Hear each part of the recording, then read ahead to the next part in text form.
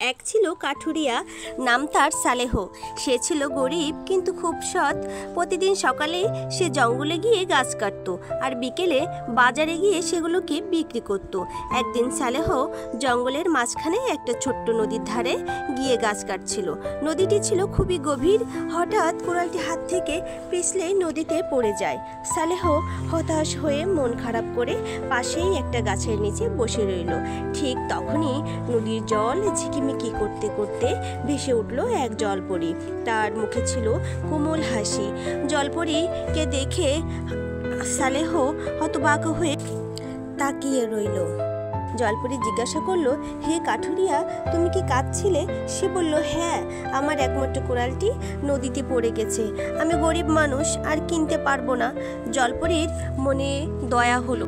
জলপরি নদীতে ডুব দিল এবং প্রথমে একটা স্বর্ণের কোড়াল নিয়ে হাজির হলো। বলল, দেখুন তো, এটা কি আপনার কোড়াল? স্বর্ণের কোড়ালটি দেখে সালেহ বলল, না না, এটা আমার কোড়াল নয়। এবার আবারও ডুব দিল, রূপার একটা কোড়াল নিয়ে হাজির হলো। জলপরি বলল, দেখুন তো, এটা কি আপনার কোড়াল? সালেহ বলল, না, এটাও আমার নয়। সালেহের মন আরো বেশি বিষণ্ণ হয়ে গেল। জলপরি এবার ডুব দিয়ে পুরাতন কাঠের হাতলের লোহার কোড়ালটি আনলো। কোড়ালটি দেখে কাঠুরিয়া আনন্দের সাথে বলতে লাগলো, হ্যাঁ হ্যাঁ, এটাই আমার কোড়াল, এটাই আমার। কাঠুরিয়ার সততা দেখে জলপরি মুগ্ধ হলো এবং 3টি কোড়ালই তাকে উপহার দিল এবং জলপরি বাতাসে মিলিয়ে গেল। কাঠুরিয়া মনে মনে খুশি হলো, আল্লাহ পাকের কাছে শুকরিয়া জ্ঞাপন করলো, হে আল্লাহ, তোমার পরীক্ষায় উত্তীর্ণ হতে পেরেছি। তারপর 3টি কোড়াল নিয়েই লোকটি বাড়ির উদ্দেশ্যে রওনা হলো। কিন্তু গ্রামে এ খবর আর গোপন রইল না। হাশেম নামের এক লোভী অলস লোক লোভ সামলাতে পারল না। তার জন্য পরদিন সে একই জায়গায় কোড়াল নিয়ে গাছ কাটতে গেল। হঠাৎই সে ইচ্ছা করে তার কোড়ালটিকে পানিতে ফেলে দিল এবং পাড়ে বসে কান্নাকাটি করতে লাগলো। তার কান্নার আওয়াজ শুনে জলপরি উঠে আসলো এবং তাকে জিজ্ঞাসা করলো, আপনি কাঁদছেন কেন?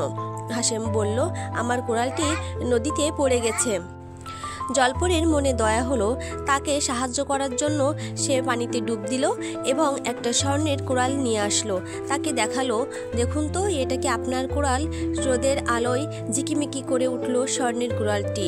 হাশেম লোভ সামলাতে না পেরে বলে উঠল, হ্যাঁ, এটাই আমার কোড়াল।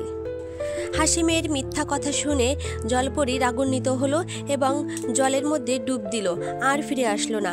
হাশেম পাড়ে অনেকক্ষণ ধরে বসে অপেক্ষা করলো, কিন্তু দেখলো জলপরি আর আসলোই না। অবশেষে সে তার ভুল বুঝতে পারল। মহান আল্লাহ তাআলার কাছে ক্ষমা প্রার্থনা করলো, হে আল্লাহ, আমার লোভে আমি ভুল করেছি, আমাকে ক্ষমা করুন। এই গল্পটি এটাই শিক্ষা দেয়, সত্য মানুষকে মুক্তি দেয় আর মিথ্যা ডেকে আনে ধ্বংস।